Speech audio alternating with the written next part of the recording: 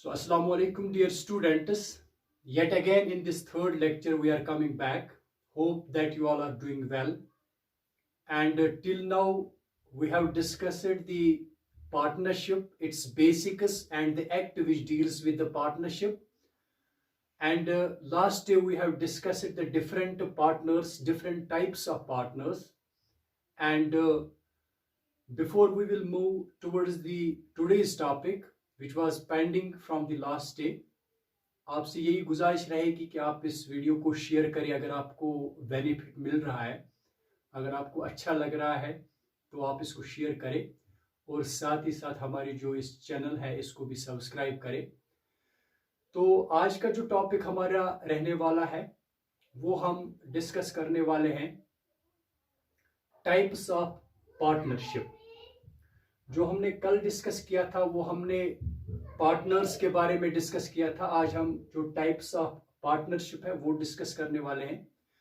तो सबसे पहले आप देख सकते हो जो टाइप्स ऑफ पार्टनरशिप है इसमें मेनली दो टाइप्स आते हैं। एक सबसे पहला जो है वो पार्टनरशिप एट विल और दूसरा वाला जो है वो है पर्टिकुलर पार्टनरशिप।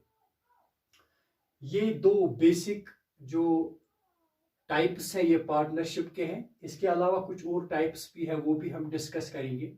सबसे पहले हम पार्टनरशिप एट विल देखेंगे कि ये कौन सी पार्टनरशिप होती है। तो पार्टनरशिप एट विल ये एक ऐसी पार्टनरशिप होती है जिसका कोई सर्टेन पीरियड नहीं होता है कि ये कब क्लोज हो जाएगा। यानी ये पार्टनरशिप जो है कब क्लोज होगी इसके बारे में कुछ भी हमें पहले पता नहीं होता है।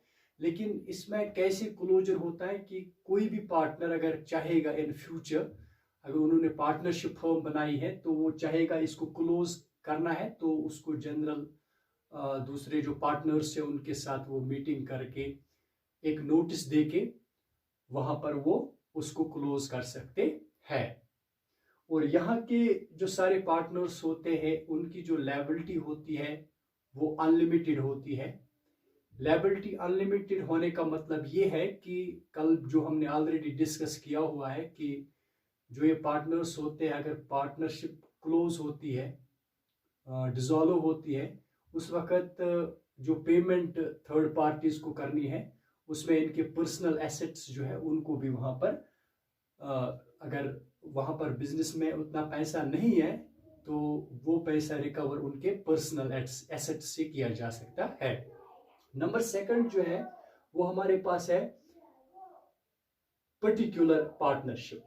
अब पर्टिकुलर पार्टनरशिप कौन सी पार्टनरशिप है? ये एक ऐसी पार्टनरशिप है जिसको बनाया जाता है किस लिए कि कोई स्पेसिफिक कोई भी बिजनेस पर्पस कंप्लीट करने के लिए, कोई भी काम जो कि एक स्पेसिफिक पीरियड के लिए होगा उसको कंप्लीट करने के लिए जो पर्टिकुलर पार्टनरशिप है वो बनाई जाती है।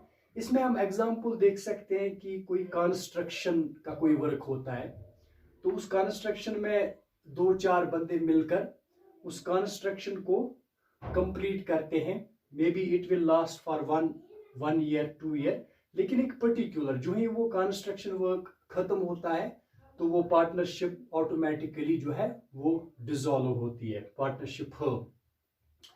तो कंस्ट्रक्शन या मूवी मेकिंग जो एक प्रोजेक्ट होता है जो कि मूवी मेकिंग जो पर्सनल होते हैं वो प्रोजेक्ट लेते हैं कि ये मूवी हमें कंप्लीट करनी है, प्रोजेक्ट कंप्लीट होके ही वो पार्टनरशिप जो है वो पार्टनरशिप फर्म डिसॉल्व होती है। तो ये है पर्टिकुलर पार्टनरशिप। इसके अलावा एक और पार्टनरशिप का हमारे पास है जो जिसको हम LLP बोलते हैं, यानी कि लिमिटेड लायबिलिटी पार्टनरशिप। सबसे प्रोमिनेंट और सबसे मोस्ट इंपॉर्टेंट जो पार्टनरशिप की टाइप्स में है वो यही है LLP। LLP यानी लिमिटेड लायबिलिटी पार्टनरशिप। ये एक ऐसी पार्टनरशिप होती है जिसमें एटलीस्ट सिर्फ एक बंदे की जो लायबिलिटी है वो अनलिमिटेड होती है।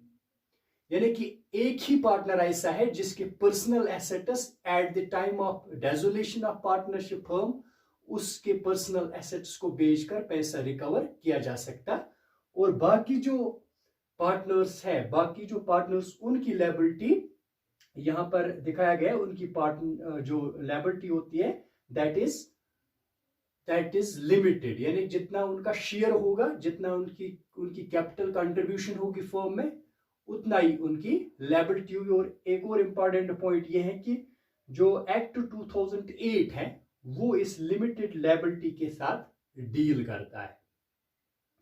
और इसके अलावा एक और जो हमारे पास पार्टनरशिप की टाइप है that is unregistered partnership. Unregistered partnership already पहले हमने डिस्कस किया हुआ है कि it is voluntarily for any partnership firm to get registered. अगर कोई भी पार्टनरशिप रजिस्टर नहीं है तो इट इज ओरल और in writing what's ever the agreement is, वो वहां पर प्ले काम करता है, यानी कि उसी के जो रूल्स एंड रेगुलेशंस हैं वो वहां पर यानी कि लागू होते हैं। अगर वो रजिस्टर्ड नहीं है, अगर उसने अपने आप को रजिस्टर नहीं करवाया है, तो वहां पर उसकी जो डीड है, चाहे वो ओरल डीड है या रिटन डीड है, उसी के रूल्स एंड रेगुलेशंस वहां पर प्रिवेल करेंगे। लेकिन एक और टाइप है इसी में जिसको हम रजिस्टर्ड बोलते हैं, रजिस्टर्ड पार्टनरशिप। अब ये रजिस्टर्ड पार्टनरशिप कौन सी पार्टनरशिप होती है? एक ऐसी पार्टनरशिप होती है जो कि पर्टिकुलर जो रजिस्ट्रार ऑफ फर्म होता है, जो एक लॉ मेकिंग बॉडी का एक पर्सन होता है जो कि हर एक ज्यूरिडिक्शन में मौजूद होता है, उसके साथ उसकी रजिस्ट्रेशन होती है उस पार्टनरशिप की। इस पार्टनरशिप को हम रजिस्टर्ड पार्टनरशिप बोलते हैं। और सबसे मोस्ट इम्पॉर्टेंट चीज क्या है कि ये जो रजिस्टर्ड पार्टनरशिप फर्म्स होती हैं, इनका कुछ बेनिफिट जो है गवर्नमेंट जो है उनको प्रोवाइड कर देती है। और इसके अलावा अगर कहीं डिस्प्यूट अराइज होता है, so at the time of arising any dispute, this registered partnership gets benefited and that dispute is settled as per the law, and this is also one of the important feature of this registered partnership. So these were the types of partnership which we have discussed today. Hope that you are getting knowledge from these video lectures. अगर आपको अच्छा लगता है तो एक बार फिर हम आपको लास्ट पर भी बोलते हैं कि आप इस वीडियो को शेयर करें। नेक्स्ट वीडियो में कल मिलते हैं, तब के लिए खुदा हाफिज।